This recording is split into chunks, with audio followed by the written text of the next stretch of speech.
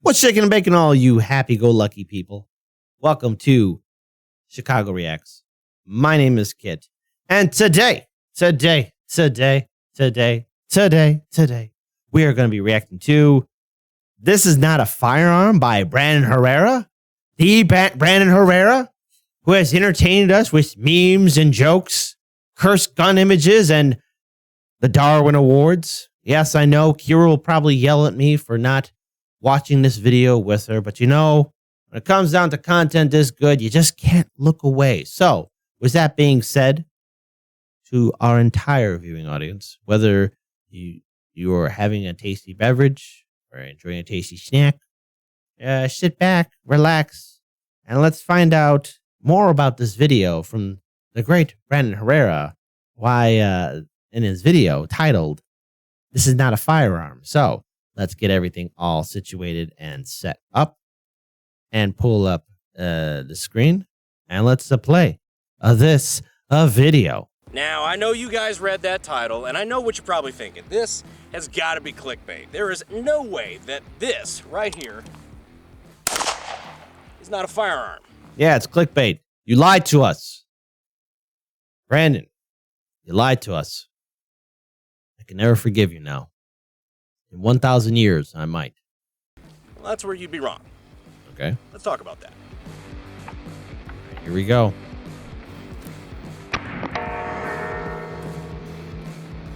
Wait, what? What? What?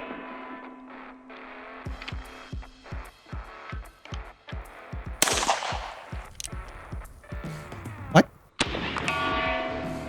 What?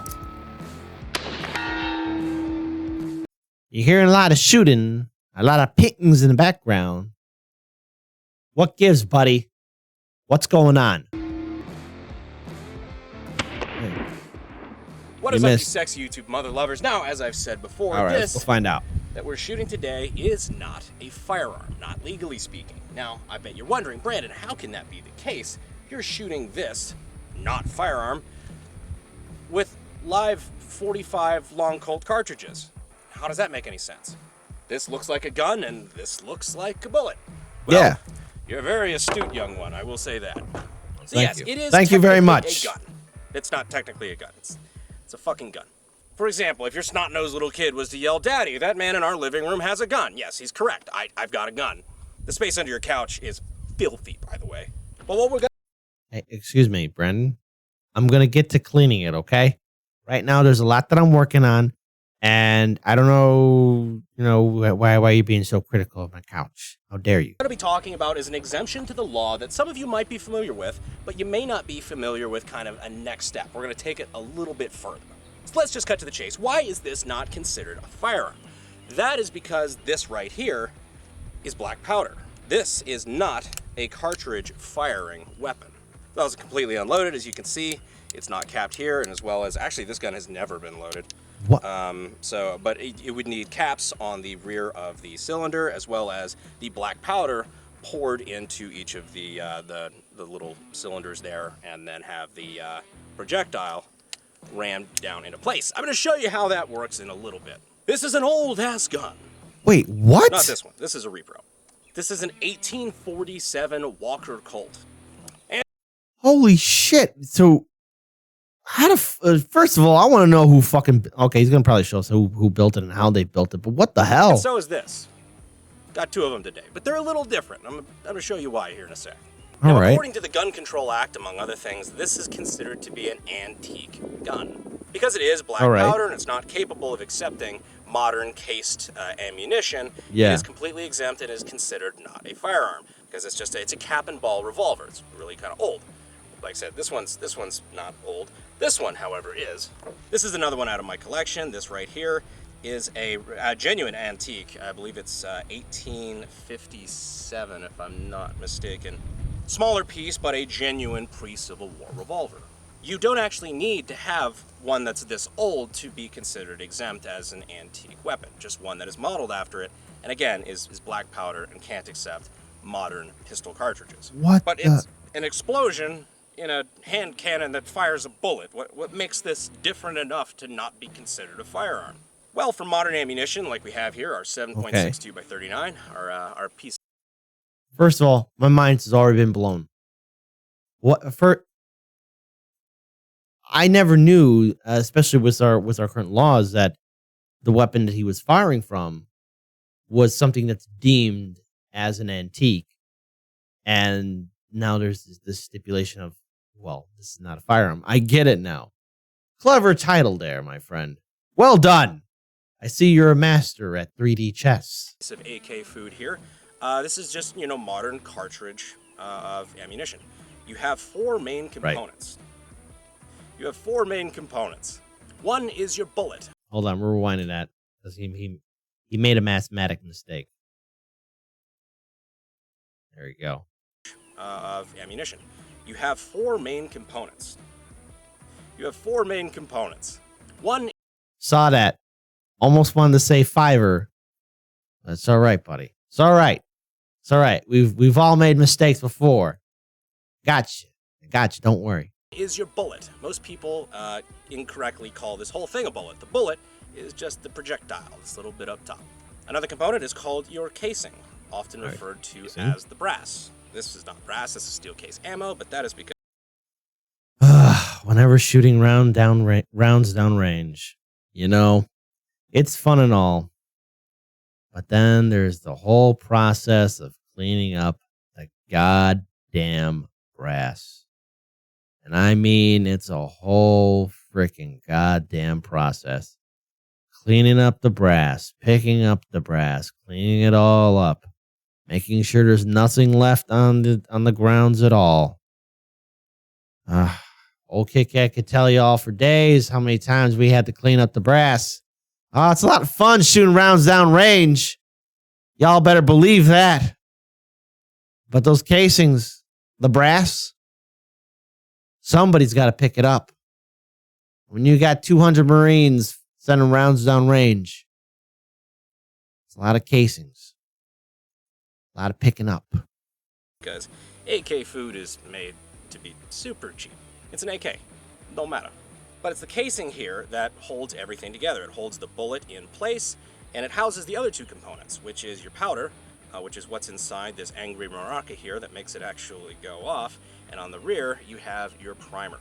Now, in pretty much all modern ammunitions, especially in, pretty much anything that's not like 22 or something like that, you'll have a center fire cartridge, which means that the primer is in the center, and the gun will strike that primer, causing the whole thing to go off and the round to explode, sending the bullet out the front of the gun.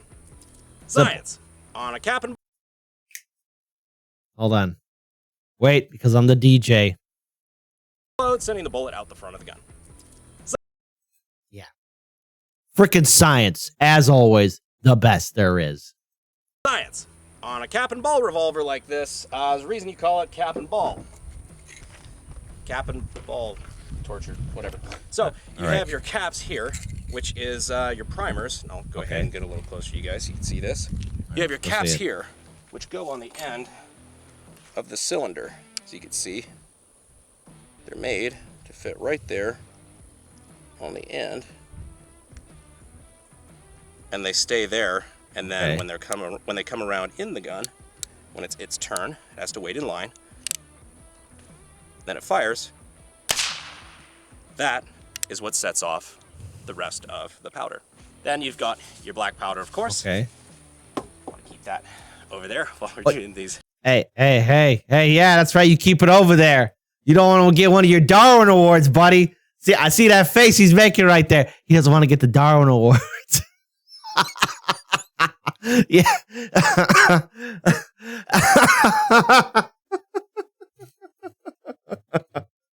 Don't want to get no Darwin Awards, buddy. Demonstrations and have the lid on because that there you go. Poorly. Oh. And then you have your ball. This one, I'll leave the jokes up to you on that. Oh, I see what you're doing. Hey, folks, in our comment section, keep it clean and keep it family friendly. And I hope everyone else kept it family friendly in his chat as well. Come on, folks. I don't need to be talking about balls to the wall all the time. Yeah, it's funny to talk about balls in your hand or throwing balls down the hallway. Come on, let's be more civil about this here, folks. After all, we're trying to create a society here, folks, of rules, of laws, of order. So quit throwing your balls in everyone's face. This is a 4.54 caliber ball, which is just slightly oversized because we have a 45 caliber pistol. There's a lot of different sizes that you can use for the projectiles on these 45 calibers. Just like within a few thousandths of each other usually. I like to go with 4.54 just because it shaves a little bit of a ring off, makes a nice tight seal, because if you don't make a tight seal, either with your wadding or with your projectile, whatever, then you could have a chain fire and it causes all of them to go off at once, which is, unsurprisingly, very uncomfortable for the shooter. So I'm going to take my measured out powder, pour that right in the top here of that cylinder. Makes it nice and easy for me to come around and do this. Put that ball over, line it up, and then the pistol actually includes the ramrod that you use to shove that down into place. Oh, wow. Rotate it further around. Get your nice little ring of lead. That's only causes cancer in the state of California, so we should be good. Hey, yeah. Whatever you do, folks, don't eat or drink lead, all right? Just keep the distance. That's a favor from me. Keep the distance away from lead. Take our percussion cap. I rotated it back on around, so we've got this nice little clearance here. So that's fitting right on in place. And then we're good to go. So I'm going to rotate the cylinder, advance it to the cylinder that we know is loaded because it's the one with the cap on it. And fire. Voila! Black powder revolver.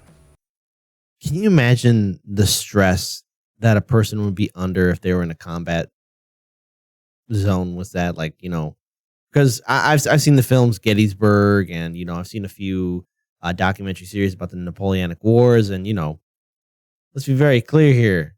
None of them boys had AK-47s or M16 A2s or A4s or AR-15s or M24 or M20.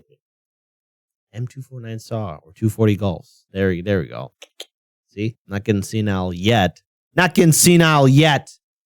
But yeah, I mean, just think about it. You fire one shot, then you got to quickly reload again, you know, fire another shot. All the while, some other dude, some other jagoff is shooting at you while you're doing that. He was taking his time, being precise, being scientific. Can you imagine what a regular foot soldier or officer in the armies from the 1700s to the 1800s they had to deal with? Like, you know, like that scene from The Last Samurai was Tom Cruise, where they're training up the Japanese military to modernize them, right? And Tom Cruise's character is telling one of the conscripts to quickly load his weapon and get it ready in under a minute or something. And, you know, he's all nervous. He's being scared. And, he does it. But, like, you know, I can only imagine what kind of pressure a person would be under. Now, I know a lot of you might type in the comment section, well, you know, somebody, you know, if you were in that area, if you were from that time, you know, your whole mindset is to survive and get that weapon ready for combat. But I can't even think about it. Crazy. Now, the really cool part about this not being federally classified as a firearm is that you can actually just order these in the mail. You don't have to go to a gun store, do the normal background check what? you have to do in the U.S. for any other firearm that you're wanting to buy. This you can actually just have shipped straight to your door. That's how I got these. I had them shipped directly to my door. That's not for all old-style revolvers, like, for example, the one we used in the Alec Baldwin Demonetized Mythbuster video. That one had to be, you know, bought at a gun store. I had to do my 4473 and everything for that. That's because it takes modern cartridges. It's an older model of firearm, but it's still takes centerfire ammunition. It's built to take centerfire ammunition. Yeah, you can just order this bad boy in the mail and it shows up just like the good old days of the Sears catalog. There's not even an age restriction on this. I remember I was shooting black powder revolvers when I was like 15, 16. I will say, if you are a younger viewer and you're considering getting into black powder shooting, one, I'd say it's very fun. Just make sure you do it safely. Black powder can get kind of sketchy, more so than even modern ammunition, just because you're dealing with black powder. It can kind of get out there. Please make sure you know what you're doing. Make sure you're doing it safely. And honestly, I would suggest finding somebody who's a little bit older that has been doing black powder for a long time and see if they're willing to pass down some advice. And just remember that even though it's not regulated like a firearm, it doesn't mean that Well, I'm not a big fan of the fact that you could order this in the mail. You know, at this point, I think nothing should surprise me. At this point, this whole world's going crazy, and it's quite clear that I'm just a simple guy living in a world that's understandably out of my control. So, with Brandon's advice, look, just be safe, okay? Just be safe, and you know, there you go. Just be safe. That's not a bridge too far. There you go. Everyone, just be safe about it. But I mean, seriously, holy cow, you can order the freaking thing online like that? I mean, is this throughout the entire country you could order like that? Because I'm just wondering, like,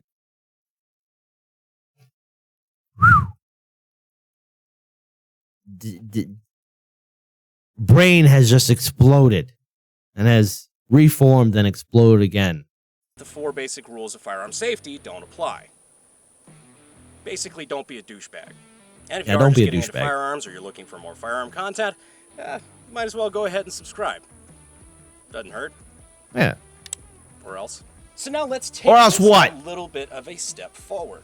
Let's say I have one of these steel-framed antique revolvers that is not a firearm, but I do want to be able to shoot, well, not modern ammo, but cased ammo out of it. So what we have here is a box of cowboy loads.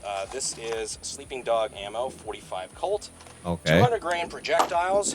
And while it does look, again, like modern ammunition, you know, you got your center fire cartridge and everything, you know, despite having a lead tip, most modern ammo doesn't have that. This is a little underloaded so that it doesn't put too much strain on older antique style firearms that weren't meant to have that kind of force behind it. And yes, I know I'm saying firearms. I know this whole video is about how the fact that they're not legally firearms. The semantics of this video are going to fucking kill me. You understand what I'm saying.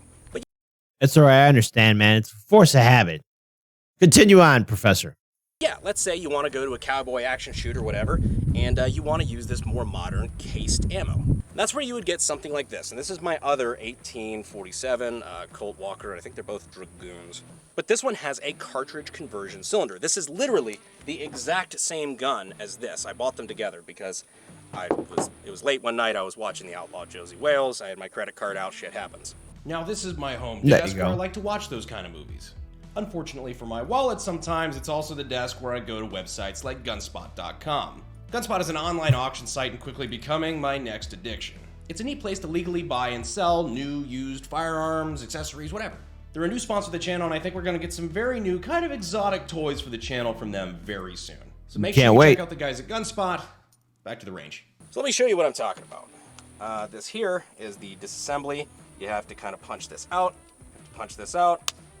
There you go. Anyway, get this little lever here out, and then the front of the gun can come off, and you can remove your cylinder. So this is unloaded because I had just fired it, and I made sure I fired all the rounds. All right. This comes out the back, and you have your 45 Colt cylinder. So taking this one apart, I'll show you the difference. This cylinder is all one piece, and that's because you've got your chambers here, which is where you pour the powder down and then press the ball into. Then on the back you have your nipples. Yeah, all right. That's what they're called. It's a nipple. Get over it. And this. Hey, stop staring at the nipples, folks. There's 6 of them there. Behave yourself. This is a family-friendly area. Come on, stop staring at the nipples. Just because those nipples are in your face doesn't give you the right to be pointing at it. Come on. This is what you put the caps onto, and that that is interesting. The hammer engages them, smacks that, ignites that, and fires the round. On this cartridge conversion cylinder, you just have an open back here, so you slide in your ammo like so, preferably one that hasn't been struck. I prefer the ammo that hasn't been fired. Put it into place like so, and then when you're putting it into the gun, there's a little peg here that lines up. That's some good stuff there, though. Stops it from rotating, and it locks it into place. And then you have these little, basically just independent firing pins for every chamber that when the hammer smacks it, it pushes inward, and that protrudes just far enough to be able to ignite the primer. It's a pretty neat little system, and this is not just for this one particular model of gun. There's plenty of cartridge conversion cylinders for a lot of the guns that are available out on the market. There are a couple of considerations you want to make. For example, this is a steel frame revolver. You don't really want to use brass frame revolvers when using these cartridge conversion cylinders, just because the brass does not hold up as well. These cowboy loads are slightly underpowered by modern standards, but there's still a little bit more than what these replica brass guns were designed for. So you definitely want steel frame if you're going to be shooting a lot of the cowboy loads. All right, so we have our conversion cylinder. Plopping our 45 Colt cowboy loads into place.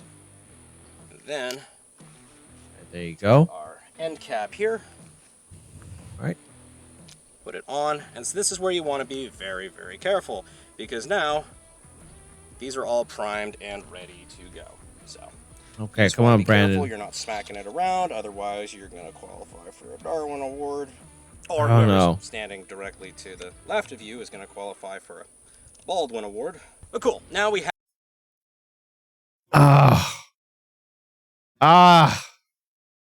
I felt that salt in that wound right there, man. Don't be petty, Brandon. Come on, be better. But then again, hey, look. Darwin Award, myself and Kira, we've reacted to a couple of those videos. My goodness, some of those people need to be smacked inside the head. Not smacked upside the head. Maybe taken out back and just, get a good curb stomping. But no one should ever get a Baldwin Award. Oh my goodness. Oh, my heart. Have our gun back together. I'm keeping it between these two cylinders so that if, any forward pressure goes onto that hammer, nothing's going to happen because it's, smacking on a piece of steel and not a firing pin. Usually a good call. Now we have our gun that is loaded up with our cartridge conversion cylinder. And let's give her a shot. Bing! Just like that. Move on to the next round. Bing! Bing! Yeah, and it's just as simple as that. Same black powder gun, but now shooting 45 Colt cartridges. So now here's the weird part. Okay. All right. If you have a revolver that was built to fire these 45 Colt cartridges, that would be a firearm.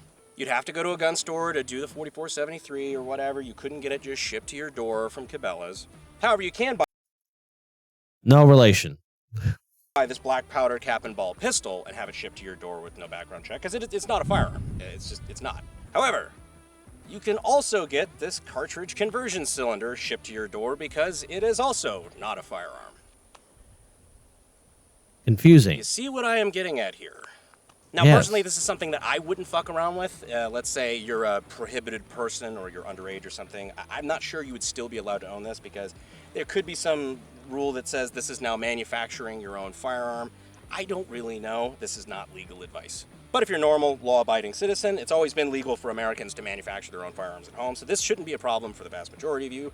However, like as far as the prohibited person or underage or whatever, to my knowledge, there's no regulation against this, but I'm just telling you the way it is. If they make a regulation that says you can't do this, I'll gladly tell you that, but as far as the rules go right now, you can buy both because neither one is considered to be a firearm. Now, whether you can own both and put them together and be able to do stuff like this, that might be a different story.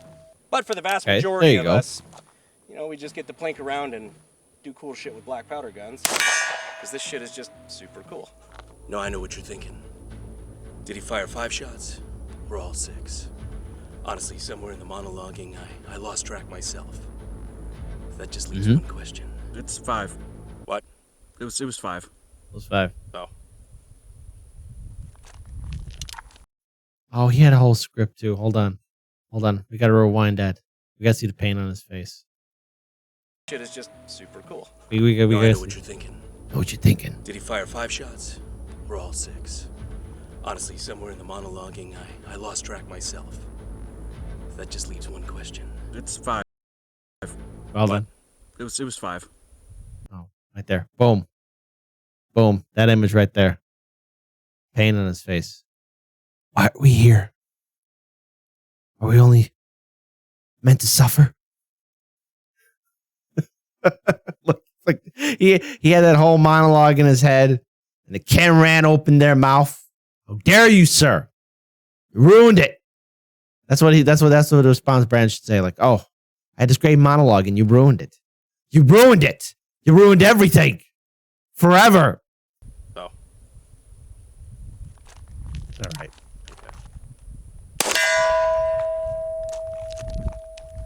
Oh, look, he's hurt. Guys, I there hope you enjoyed this video and maybe you learned something along the way.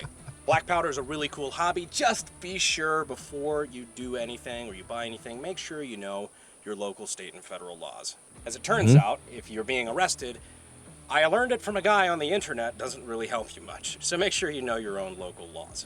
And if you guys are new to the channel, you boys gonna subscribe or whistle Dixie?